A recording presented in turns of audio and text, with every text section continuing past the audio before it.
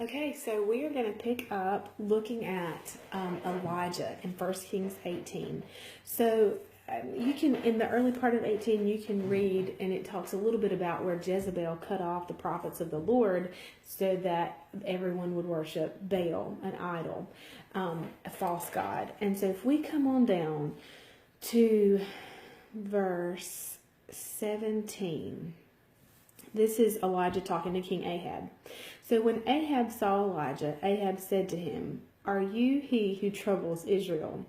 Elijah replied, "I have not troubled Israel, but you have, and your father's house, by forsaking the commandments of the Lord and by following the Baals."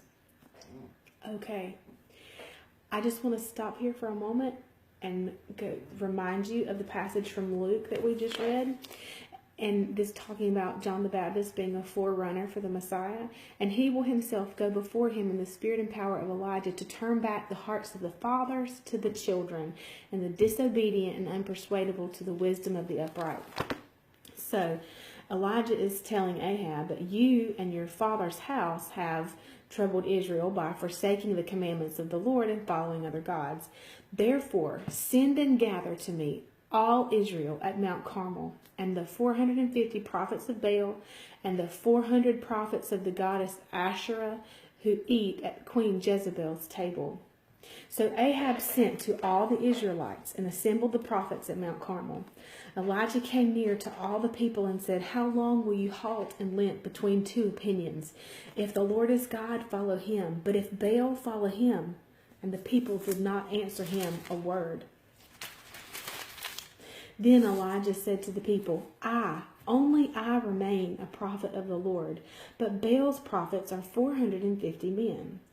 Let 2 bulls be given us. Let them choose 1 bull for themselves and cut it in pieces and lay it on the wood, but put no fire to it. I will dress the other bull and lay it on the wood and put no fire to it. Then you call on the name of your God, and I will call on the name of my God. Then I will call on the name of the Lord. And the one who answers by fire, let him be God. And the people answered, "It is well spoken." And then, so verse 25, Elijah said to the prophets of Baal, "Choose 1 bull for yourselves and dress it first, for you are many, and call on the name of your God, but put no fire under it." So they took the bull given them, dressed it, and called on the name of Baal from morning until noon, saying, "O Baal, hear and answer us." But there was no voice. No one answered. And they leaped upon and limped about the altar they had made. And at noon Elijah mocked them, saying, "Cry aloud, for he is a god. Either he is musing, or he has gone aside, or he is on a journey, or perhaps he is asleep and must be awakened." And they cried aloud and cut themselves after their customs with knives and lances until the blood gushed out upon them.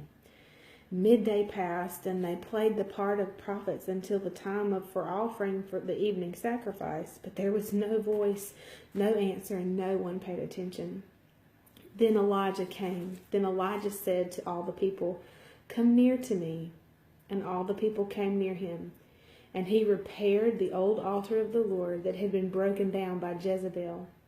Then Elijah took 12 stones, according to the number of the tribes of the son of Jacob, to whom the word of the Lord came, saying, "Israel shall be your name."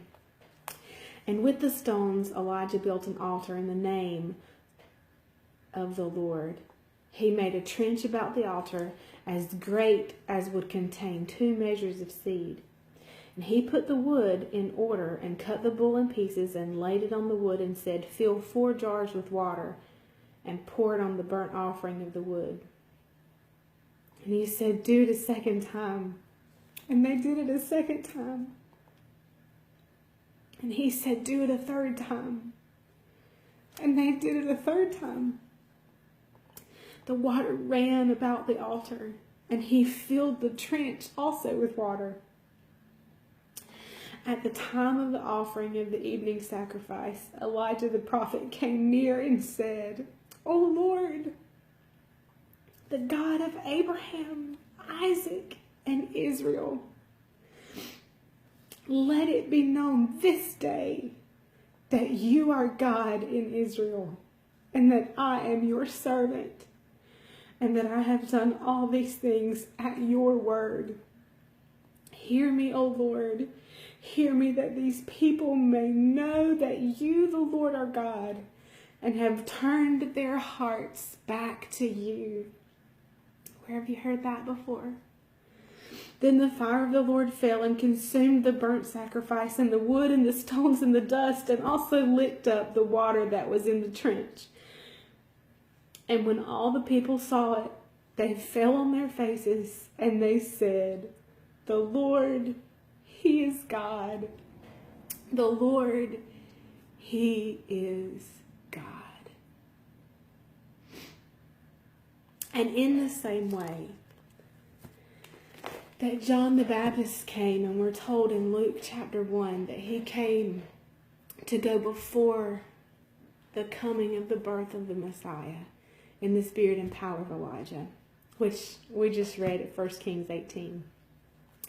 It will be much like that as we look for the Messiah to come the second time as King of Kings. In the same spirit and power of Elijah, the signs and wonders that can only be done by the power of God, that no other man could take credit for, but that it be only God moments. They are a precursor to our Savior coming once again. But I just, again, stopped the regularly scheduled devotion because as I was listening to Wednesday's devotion, it was so strong. And it's important, I think, that we understand as John the Baptist came in this season of Advent and preparation, that he came